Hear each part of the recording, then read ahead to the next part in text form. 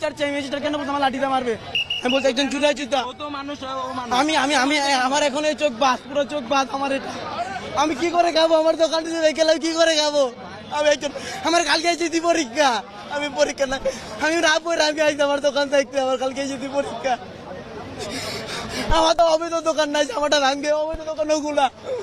অবৈধ নয় কেন, ওইগুলো অবৈধ কেন? ওগুলো আমলি ক্ষমতা থাকতে দখল করছে। আমরা তো আমলি ক্ষমতা, আমরা নিজেরা টাকা জমা দিচ্ছি ওই মার্কেটে এখন টাকা জমা, ওই মার্কেটে দোকান পাইনি আমরা। আজকে 30-25 বছর ধরে দোকানে মার্কেটে দোকান পাইতেছিলাম না। আমরা এই দোকান আমাদের নিজস্ব কাগজ আছে, আমাদের কোনো অবৈধ না। যাদের অবৈধ আছে না আমাদেরকেও ভাঙতে। আমি না পড়ে আইছি, আমার দোকান ভাঙতে, আমি কি করে খাবো? আপনার কি এই মাটির ভূমি কি আপনার ছিল? হ্যাঁ, আমার বাপের। বাপরে, দলিল আছে? সব আছে, সব আছে, দলিল আছে? সব আছে।